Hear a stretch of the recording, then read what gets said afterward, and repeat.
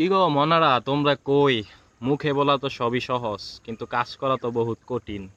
খুব তো বলছিলা সমন্বয়ক হওয়ার সাথে সাথেই বাদের সামনে বাদ দিবা।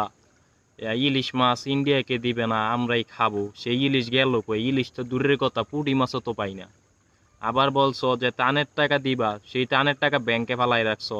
ভাবলাম এখন দক্ষিণবঙ্গের পরিস্থিতি ভালো হয়ে গেছে। সব তো মানবতার ফেরিওয়ালারা খালি দক্ষিণবঙ্গে ছুড়ে, কারণ ওই জায়গায় যে সুন্দরী সুন্দরী মানুষ চায়।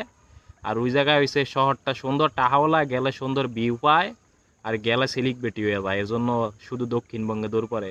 এখন যে উত্তরবঙ্গ, কুড়িগ্রাম, রাজশাহীতে না, কুড়িগ্রাম রাজশাহীর মধ্যেই তো পড়ছে, কুড়িগ্রাম, রংপুর, তারপরে কালকে ময়মনসিং, শেরপুরে সব পানি ডুইবে গেল।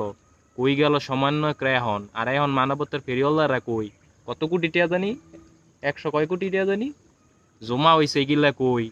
মানুষের কতটা মন মানসিকতা বড় হইতে পারে, যাগো টেয়া পয়সা ছিল না, তারা মহিলা মানুষরা তাদের কানের দুল, গলার চেইন এগুলা নিয়ে দান করে দিছে।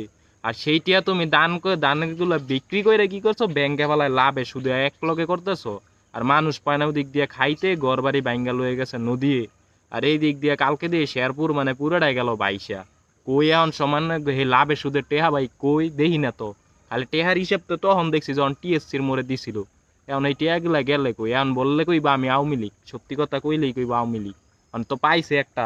আগে খালি কইতো আওয়ামী লীগরা জামাত শিবির, এখন তোমরা জামাত শিবিররা খালি কও আওয়ামী লীগ। মানে আমরা সাধারণ পাবলিক জামু কই? এখন বড় ভুল হইছে, আমরা বাংলাদেশে জন্মগ্রহণ করছি যে আঙ্গরা পিছন মাইরা ওই আইক্যওয়ালা বাসলে আঙ্গ পুটকি মেরা পরে সাইরা দাও জায়গা এই দেশ সাইরা। কারণ এই দেশে জন্ম হইয়া আঙ্গ ভুল হইছে, বড় ভুল হইছে না আঙ্গ জন্ম হইয়া। কারেন্ট বিল দেয় মাসে 3,000 টাকা, কয় ইউনিট চলে? 150 ইউনিটে 200 ইউনিট হইলে ওই জায়গা 2,000 টাকার উপরে। এরে ভাই, দেশটা মগের মূল্য হয়ে গেছে। কি কইমু, একটা ডিম কিনা লাগে 15 টাকা দা, 60 টাকা আলি ডিম। ডিমেও তো যাই মুরগি পারে, হ্যাঁ কইব আমার তো মানে ডিম পার তো হ্যার কষ্ট হয়। এত কষ্টের পরও যে তার ডিমের এত দাম হয়ে গেছে, অথচ হ্যাঁ তো পায় না বালা।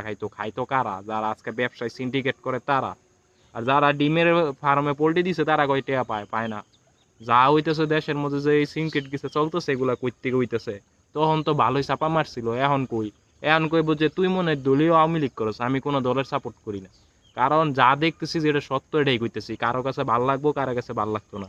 যাদের না ভাল লাগে তারা সুন্দর মতন তো চলে যাবেন, দেখা দরকার নাই। কিছু থাকবো পিছন থেকে কুকুরের মতো গেউ গেউ করবো, বলবো এই সেই, সত্যি কথা তুইলা ধরার লাইগা।